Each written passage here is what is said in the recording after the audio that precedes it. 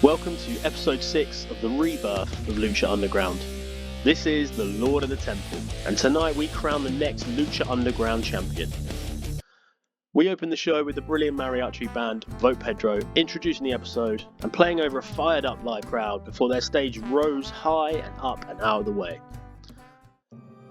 In the ring, we open with an angry El Jefe. He was stood with a microphone and he addressed the situation we saw last week where his brother Kane's melted and charred mask and potentially his skull was sent to El Jefe in a box. He said that Dario and the crew he's putting together have got his attention. He said that what they did to Kane is unforgivable. And now he's not coming for revenge, he's coming for their souls. The group didn't show themselves.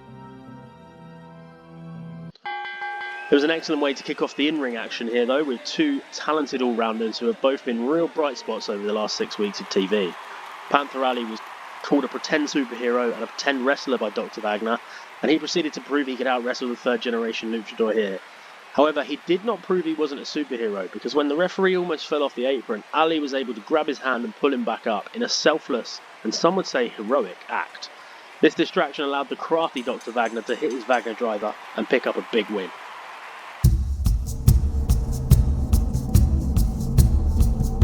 Santos Escobar was sat in a room with Angel and Berto Garza, who were still unsure about their leader's mindset since they arrived in the temple, but he assured them that he knows this place very well and has a plan to bring glory and championships to the Legado del Fantasma. And it starts tonight. He wants Angel and Berto to watch what he does in his match very closely. Next, we took a look at the journey to the temple of one of the fastest rising stars in all of wrestling, Vikingo. He's had a mixed start to his Lucha Underground career, winning 1 and losing 2 of his first 3 matches, but he's looked incredible in the ring, and it's only a matter of time before his brilliant performances turn into wins. Another great match in the tag team title tournament. These two teams have fought before, but this one hit differently, with a place in the finals of the tournament at stake and the chance to become the first ever Lucha Underground tag team champions.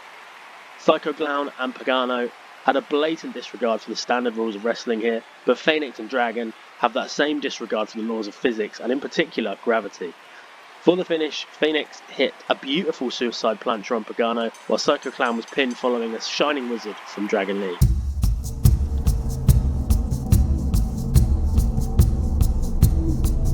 In the back, the former OG Americano and the now bold Chad Gable was holding court with the Creed brothers and Ivy Nile. It appeared they weren't taking in what he had to say.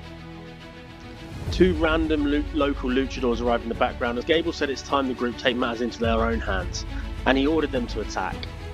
4 against 2, it wasn't much of a fight, and Gable loved it as they stood over the pair of luchadors. He said that him losing his mask changes nothing. Next week, Creeds will fight Chelsea Green and Ethan Page in their semi-final match, and then the group will be going after Los Americanos for revenge.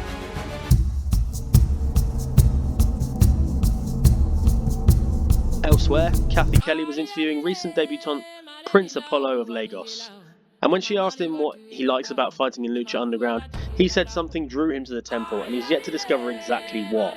In the background, Joaquin Wild and Cruz del Toro smirked and laughed as they do at the Royal Nigerian. He turned around to face them and said they better be careful who they pick a fight with. They got in his face and told him he's outnumbered and should back off, but he stood his ground and said that next week he would find a partner to face them.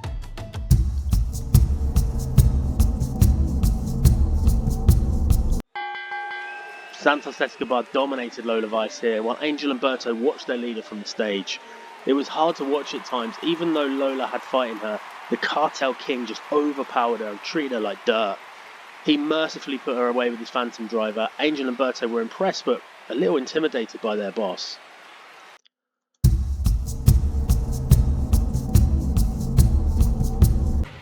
El Grande Americano and Los Americanos came to us live from a suburban town next, like something out of the 1960s. But El Grande said that he and his crew knew OG Americano was not a man of honour. If he was, he wouldn't have run from his fate last week. He then challenged the now bold Chad Gable and the Creeds and Ivy Nile to come and try to take out his Los Americanos.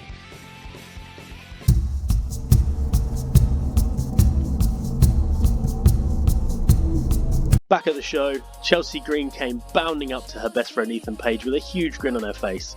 She was holding something behind her back as Page looked a little unsure. The pair qualified for the semi-finals of the tag team title tournament in Paige's debut in Lucha Underground, but Chelsea warned him of the pitfalls of the mysterious temple. She said that since he's her safe person, she has brought him a gift, and slowly revealed a bottle of Paige protection spray. She said it was anti-spirit, anti-gross, and anti-bad energy.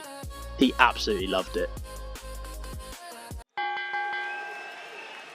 And now it was finally time for the Lucha Underground title match, which saw Penta and Samoa Joe clash one-on-one to crown the next Lucha Underground champion.